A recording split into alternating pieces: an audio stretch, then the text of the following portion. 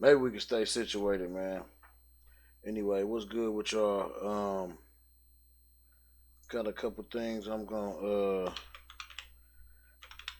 go over with y'all today. What's good? What's good? What's good? How y'all doing?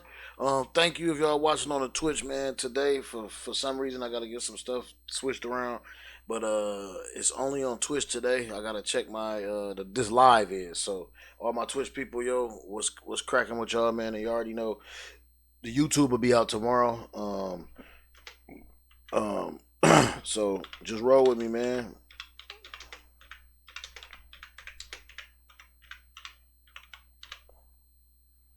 All right.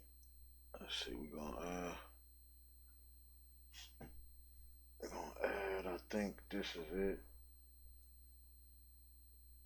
No, it's this one right here. All right. Let's get started, man. Without further ado, let's get it going. Reporting from inside court that Donald Trump did.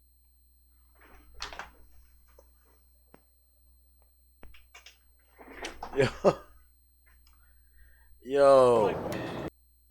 Welcome to another episode of Talking Shit. I just realized y'all couldn't hear me, man. Sorry about the technical difficulties. But anyway, we're going to keep it rolling, man. Like I said, man, shout out to all my Twitch followers, my Twitch people watching on Twitch. Tonight is only going to be on Twitch, kind of exclusive. The live is only going to be on Twitch. And, you know, the regular one will be back up on YouTube next week. So, let's go. But the jury has found that Donald Trump did sexually abuse E. Jean Carroll. That was the lesser of the sexual assault charges.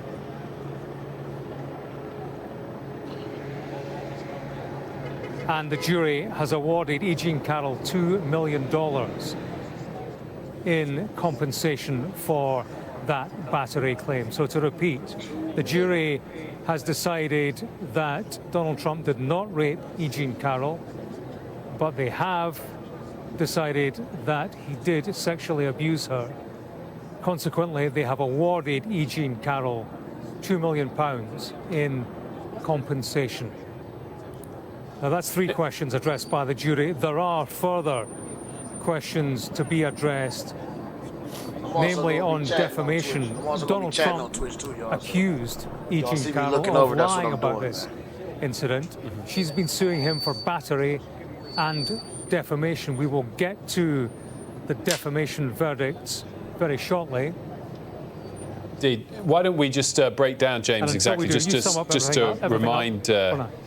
remind viewers exactly what's crossed in these last few moments. The headline, of course, being that the jury did not find that Donald Trump raped E. Jean Carroll, but did find that Trump sexually abused her, and they have awarded E. Jean Carroll $2 million in compensatory damages. In terms of the defamation, they have awarded Carroll $20,000 in punitive damages and found that Trump did defame Carroll in an October 2022 Truth Social post when he called her a con job, and has awarded her $2.7 million in compensatory damages for defamation. And some more of these are crossing as we speak. As James was saying, there were a lot of individual different verdicts to be announced, and they're also awarding her a further $280,000 in punitive damages for defamation. So we've seen a $2 million award, a $2.8 million award, and a $280,000 award. And the headline being that Donald Trump was not found to have raped E. Jean Carroll, but was found to have sexually abused her. Okay, so I'm gonna pause real quick. I'm gonna stop. I'm gonna pause that shit real quick. I'm gonna explain something to y'all because I just got the explanation too earlier. So the reason why he couldn't be found guilty of rape is a couple reasons. I'm gonna go over them real fast. You're gonna have to run this back. All right. So number one, the main reason, this was not this was not like a criminal court. This was a civil case. nobody can ever be found guilty in a civil case. You can only be found liable. So civil is always all about money. All right? So y'all can look that up, whatever. That's what it is. So, 2, the statute of limitations for this, for proving that he did this without a shadow of a doubt, i.e. like rape kids, stuff like that, all that kind of stuff was not, it's past the statute of limitations.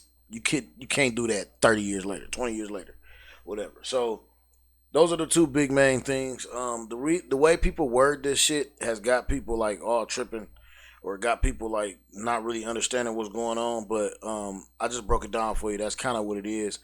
This wasn't even never gonna be a guilty or not guilty. It was civil. It was always about money. Now, the second reason why is because in the state of New York, in order for it to be a rape, a penis has to enter an orifice.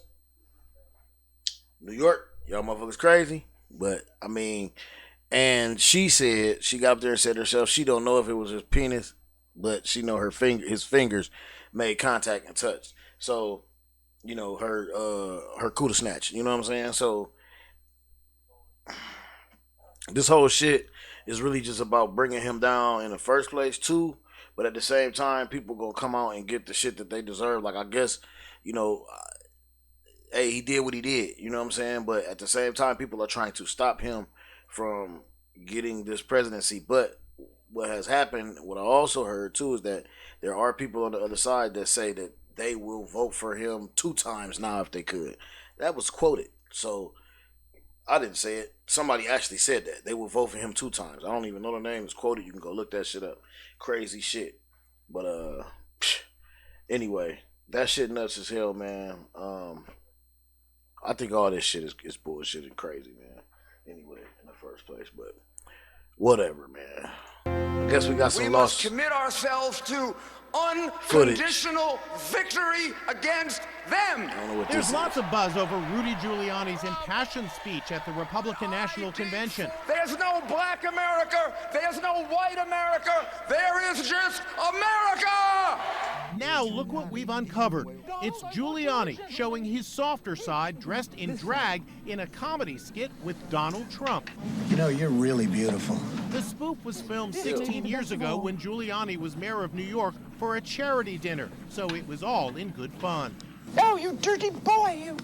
Oh. Man, that shit goofy, man. Them motherfuckers just... Breaking news right now from the Travis County Criminal Justice Complex. The rideshare driver found guilty of murdering an armed protester back in 2020 will spend 25 years in prison. Okay, he's sentenced, Daniel y'all. Perry It's faced an up update. to 99 years in prison for fatally Garrett Foster. Let's get straight to senior reporter Tony Pohetsky, who was in the courtroom. Hi, Tony. And Jenny, this case has been marked with deep emotion from the very start of it, and that was certainly the case in the courtroom this morning when the judge announced that sentence. A quarter century, he says, that Daniel Perry must serve behind bars in the death of Garrett Foster. Now, we want to point out this is a separate decision, a separate track from a possible pardon by Governor Greg Abbott that we are told still remains in the works. Prosecutors had asked for a 25-year sentence, saying that Daniel Perry was fueled by racist beliefs and anti-protester sentiment the night he shot Garrett Foster. Perry claimed he shot in self-defense when Foster raised an assault rifle at him, a claim that the jury rejected. During sentencing, Perry's defense says he suffered from PTSD and other mental health issues. This morning, as part of victim impact statements, 3 members of Garrett Foster's family, including his mother and his sister, provided emotional comments about Foster's death, saying that the world was robbed of his activism for equality for all people. Y'all follow the now, show, y'all as know we bring this to anticipated, y'all. This is Perry's kinda- defense team says they plan to vigorously appeal this decision, this jury verdict that happened here a couple of weeks ago on multiple grounds, including evidence they said that was withheld from the jury and possible jury misconduct. They previously have filed a motion for a new trial, but the judge rejected that. But again, Perry's defense team says they will continue to fight as well as help helping draft pardon records and pardon requests that will go to the Board of Pardons and Parole, again, which is considering, at the governor's request, a pardon request for Daniel Perry. Jenny, back to you. Senior reporter Tony Poletsky at the Travis County Courthouse. Thank you so much for that live. The cop who arrested Michael Jenkins is accused of abuse. I'm going to show you this video first. Here it is. On January 23rd in Rankin County, Mississippi, without showing a warrant, cops burst into a home. Two black men lay inside, Brother Michael Jenkins and Brother Terrell. They were falsely accused by these 6 white officers of dating white women and selling drugs, and that wasn't true. The two were immediately subdued and handcuffed in the residence. But instead of taking the handcuffed men into immediate custody for their alleged crime, the 6 white cops decided they would hold the men hostage and terrorize them for nearly 2 hours inside the home. While the men were handcuffed and bound, these 6 Rankin County white cops beat the men while they were handcuffed, tased the men repeatedly while they were handcuffed, punched, slapped, and beat the men while they were handcuffed, and incredibly, the white officers used waterboarding tactics in this raid. Then in the course of this torture and physical abuse and humiliation, Rankin County sheriffs were both putting guns to both men's head, threatening to kill them while handcuffed. Then tragedy struck when one of the sheriffs shot Michael Jenkins in the mouth.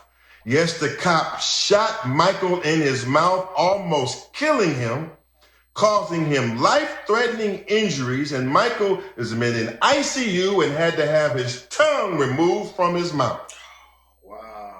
We've been covering this saga from day one. We have more information now. Put up the picture full mass. I want to show you the damage this particular deputy did to Mr. Michael Jenkins. Mississippi sheriff deputies are already under investigation for possible civil rights violations after allegedly placing a gun in Michael Jenkins' mouth and firing it.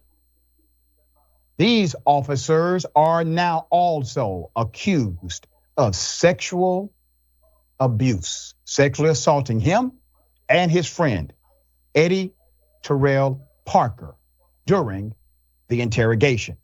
The allegations are contained in a letter to the Justice Department written by Mr. Michael Corey Jenkins, attorney, who provided a copy to the AP. In it, attorney Malik Shabazz urges federal prosecutors to file civil rights charges against the deputies and to open a broader investigation into what he called the unconstitutional customs and practices of the entire sheriff's office. All right? There's more. Let's put them up. According to the attorney, he said in a statement that Sheriff Brian Bailey and Rankin County are covering up the truth of what happened on January 24th, and all parties must be held accountable. He also penned a letter to Kristen Clark, the Assistant Attorney General for Civil Rights at the Department of Justice, calling for an inquiry into a pattern and practice of police misconduct and police brutality in Rankin County. Now let's keep a picture up. Madam, you've been doing a fine job at that department. I know you have bureaucracy to deal with. I understand the politics that are involved, but even with those restrictions, you've done some things with this office that others before you have not been able to do. I would like you to do more, but I understand once again, the bureaucracy that you're dealing with. This case that has come before you, madam, is a legitimate case. And it is a case worthy of significant investigation. The reason why the attorney is citing the terminology pattern and practice is because pattern and practice gets the federal government involved by way of jurisdiction and statute. You have to prove that in order for the federal government to seek and legally have a review and investigation. Jenkins and his friend Eddie Terrell Parker said on the night of January 24th, 6 white Rankin County deputies suddenly came into the home where Parker was living, proceeded to handcuff them and beat them. They said the deputies shot them repeatedly with stun guns over 90 minutes. And at one point forced them to lie on their backs as the deputies poured milk over their faces. Both Jenkins and Parker also informed agents with the Mississippi Bureau of Investigation that deputies stripped the two naked, forced them to take a shower together, and attempted to use a sex toy on them during an hours-long interrogation. That's according to the letter, which was accompanied by the photo of said toy. Jenkins, who has trouble speaking and eating because of the injuries, said one of the deputies, who has not been named publicly, fired a gun into his mouth. Medical reports and medical records he shared with the AP show he was treated for a lacerated tongue and a broken jaw from an interrogation where he was handcuffed. Jenkins was charged with possessing between 2 to 10 grams of meth and aggravated assault on a police officer. Parker was charged with 2 misdemeanors, possession of paraphernalia and disorderly conduct. Agents with the Mississippi Bureau of Investigation told the men they didn't expect the criminal charges against them to proceed, according to the attorney. Meanwhile, no deputy has been disciplined or even terminated by Rankin County, and all the deputies are still roaming the public at large, the attorney wrote. These allegations, more than troubling, it's a crisis. It is a crisis. There's an exposure here of policing in America that most do not wish to deal with. They don't want to see it. They would rather it not exist in the parameters of their mind, but it exists. It is real. I believe these gentlemen. I believe everything they said is 100% true. And I believe the actual crime they were being punished for was dating white women. Sharing thoughts here. I heard it too. And no, they don't want to touch it. And for them to still be roaming the streets instead of, I don't know, being rounded up and placed in the Guantanamo Bay that some people love so much is a farce, okay? And this is all about white women and these, well, they're pigs. These pigs have to be brought to justice, whatever that means. Yeah. So we have an investigation hoping to happen by way of this letter to the DOJ. I really need those who are connected. Make sure the DOJ knows this is a priority. Please look into this police department. More violations are surely to be there.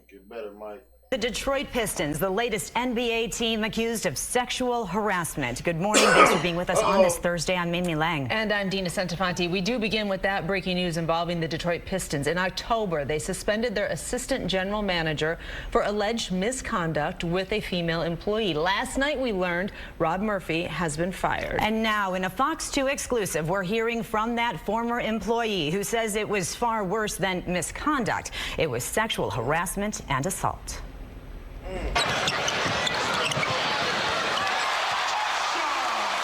Growing up in the city, really looking up to the Pistons, the bad boys, to have this opportunity with the Pistons was like a dream come true for me. But that dream didn't last. I feel like it was like a nightmare happened, and then being treated this way is heartbreaking.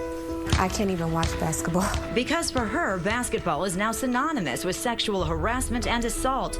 And now fired Detroit Pistons assistant general manager Rob Murphy. Rob attempted to force me to have sex with him. And that's something hard to talk about. Her name is DJ Raska. She's 32 years old, a mom, a former realtor with a big heart.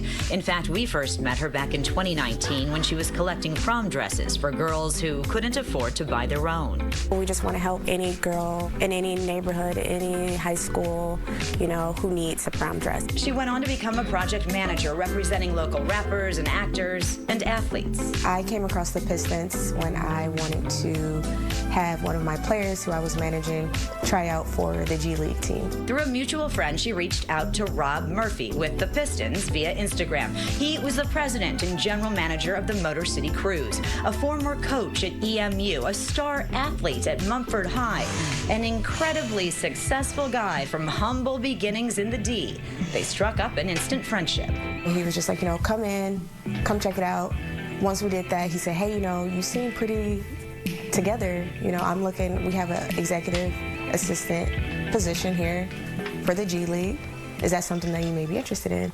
Not only was she interested, she was ecstatic. She still wanted to represent athletes, and now she would get to see the inner workings of a sport and team she loved. She started in September of 2021, and she says Murphy told her to quit her other jobs because this one required her to be all in.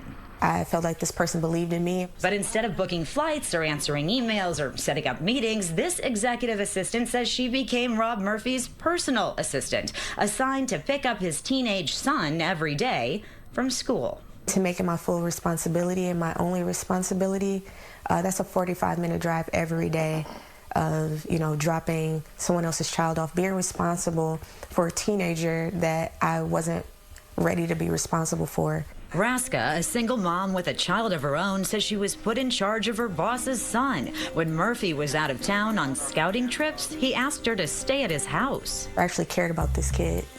His dad wasn't around, his mom was out of state.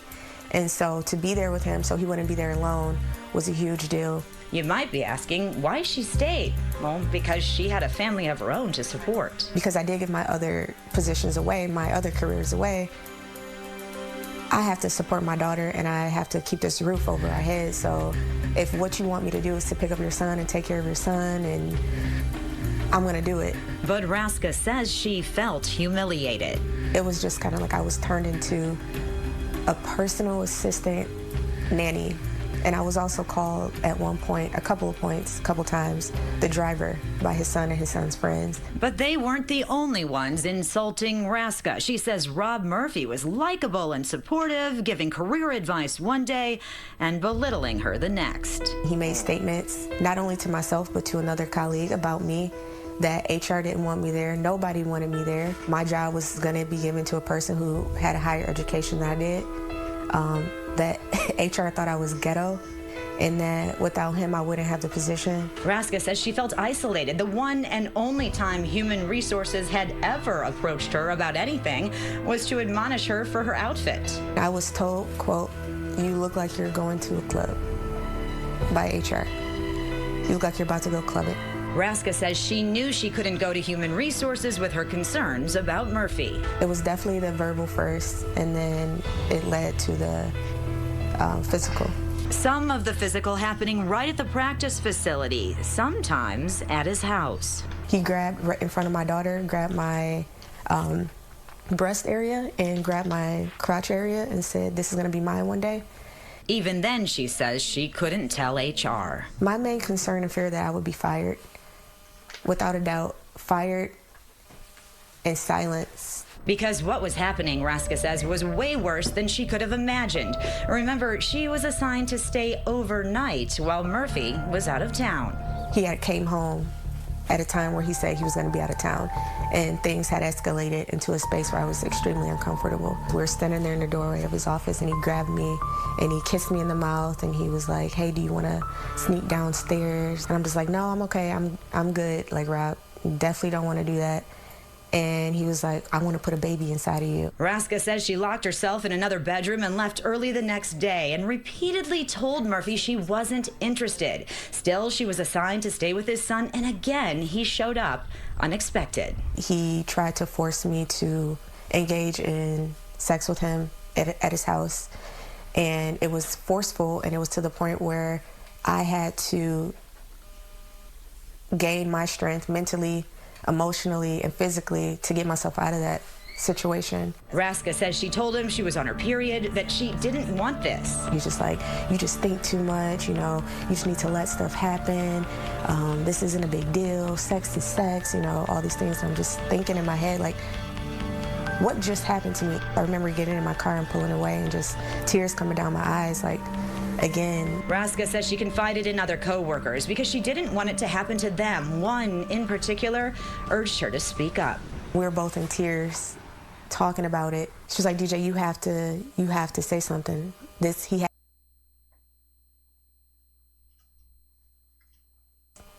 That I was gonna be the person to stop him." Raska says she started working from home, stopped picking up Murphy's son from school. A young female equipment manager was assigned to do that instead. Raska and the Pistons parted ways, but Murphy continued to text her. And then he had big news. Pistons general manager Troy Weaver, a longtime friend of Rob Murphy, appointed Murphy assistant general manager of the Pistons. He continued to call and text, and then in August, I guess when he got the promotion as a GM, he sent me a link to the website to show that he had been promoted. Raska says she continued to ignore him, but could not ignore what he had done. That's when I had to realize, like, this is not okay. This is not typical, a man hitting on you, a man being interested in you. This is a man using his power to abuse, harass, and assault you.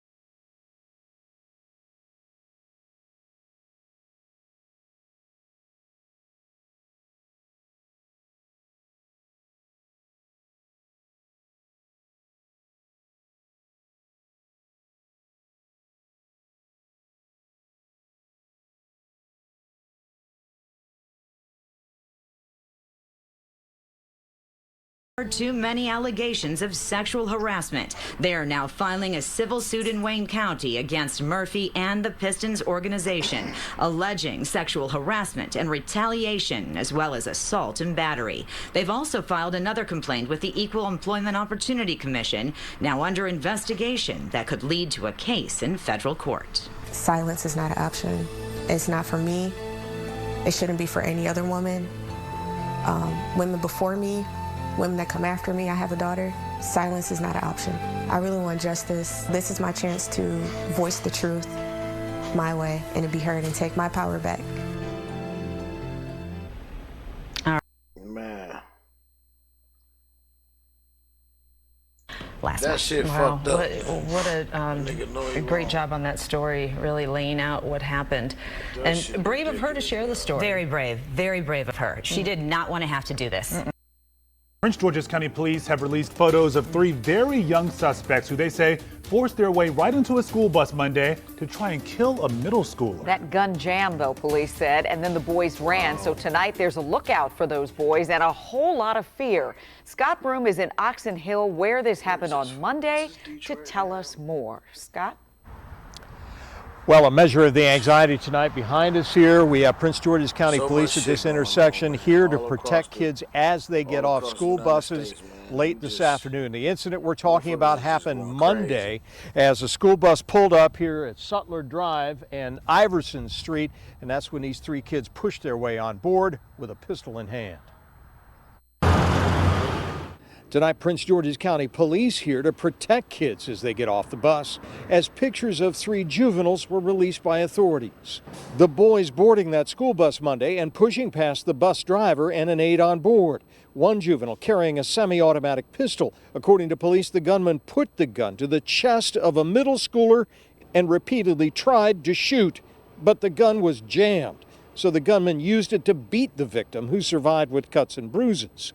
Police say the attackers then ran. This grandmother of middle schoolers said she lives in the neighborhood. I'm just not understanding how these kids getting guns and stuff. Do you fear for these children? I fear for the kids and us as well. Because what if a adult would have stepped in and tried to stop it and the gun didn't jam? Both the bus driver and the aide on board during the incident are so terrorized they've taken leave, according to fellow driver Martin Diggs, who's president of the union local representing drivers. But they're afraid to come out of the house because the suspects that got on the bus, their faces were covered. So they don't know who these people are. This particular issue that happened on the school bus is one incident of many incidents. Diggs said school employees are constantly threatened with injury because of an epidemic of fighting on buses and in schools. Diggs said the student who was targeted attended the non-traditional middle school program at Edgar Allan Poe School in Suitland. Diggs noted the school system has cameras in the majority of its bus fleet. All they go about find them damn kids with them clothes. Well, you can see how that was a traumatic situation for everybody, from the adults on the bus to the school to the middle schoolers. Just awful. By the way, Prince George's County schools issued a statement saying that administrators, because an investigation is underway. Wild, man. 4 people are now charged with first-degree murder in the shooting death of Chicago police officer Ariana Preston. Police say the group had been on a crime spree before killing the officer. Fox 32's Joni Lum joins us live from police headquarters with the latest. Joni? Hello, Sylvia. Investigators had to work through their sorrow, and they say that community involvement helped them to make arrests and stop a crime spree that victimized women alone before it ended with the fatal shooting of Officer Preston. The offenders are teens: 19-year-old Travell Breland, 19-year-old Joseph Brooks, 18-year-old Jaquan Buchanan, and a 16-year-old male. Police say at least 2 of them shot at Officer Ariana Preston when she was returning home from work at 1:42 a.m. Saturday. Police say the 4 offenders were traveling in a stolen red Kia, and they were looking for people to victimize. They allegedly committed multiple crimes before ambushing Officer Preston. As Officer Preston was returning home from her tour of duty early Saturday morning, 4 offenders pulled up in a stolen vehicle. The offenders quickly exited the vehicle and ran towards Officer Preston while armed. An offender fired at Officer Preston, who returned fire. The offenders continued to shoot Officer Preston, and an offender stole Officer Preston's weapon before all offenders fled the scene in a stolen vehicle. Her last arrest that evening, even the arrestee, once finding out the news of what had happened, she wept. But that speaks to credit of Officer Preston. Damn, that's fucked up.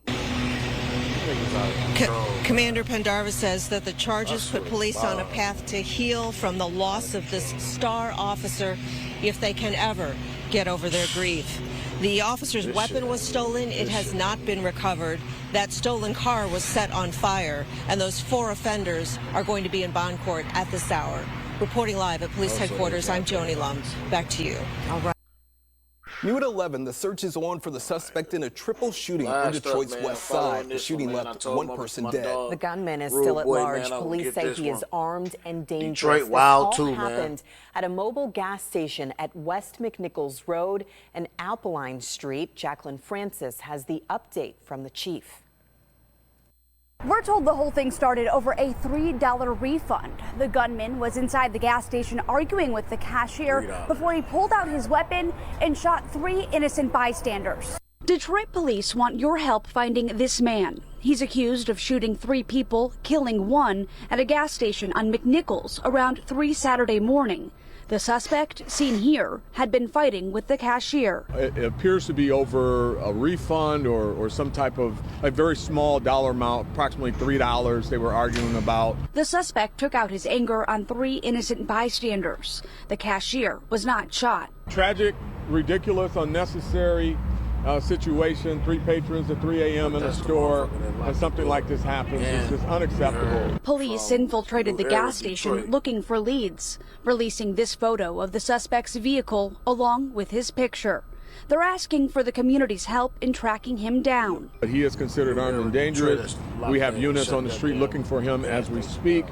And we will relentlessly pursue him and get him off the streets before he harms anyone else. Meanwhile, the gas station has been shut down, unrelated to the shooting.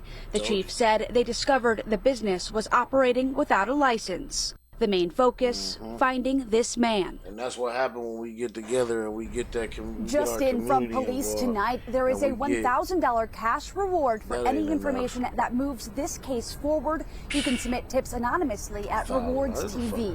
Reporting live in Detroit, Jacqueline Francis, Local 4. All right, Jacqueline, thank you.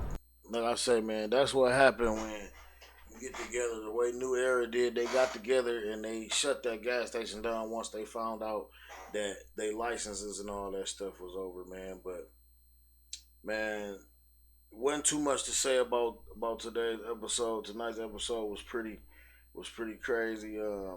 It's pretty sad all the way around, man. I guess the moral of the story, everything we need to take, man, is man, listen, teach these kids what's up, man. Teach these kids, man, about respect, man. We got to get this respect back in these kids, man. And some of these niggas who ain't gonna learn, let's just teach them. Shit, the only way you gonna find out is to bump your head. Let's bump these little motherfuckers' heads, man. But y'all know what it is, man. PG the Hustler, man. Another episode of Talking Shit, episode 64. Y'all can get with us, man, and you already know, man. Y'all can reach us at blackmoneymedia.live anytime you need to. And get your get your merch there, you know what I'm saying? Get your custom merch there, and then we got merch that you see over here, you know what I'm saying, spinning. I'm gonna put some new stuff up there, man, but you already know, man, get with us. Peace.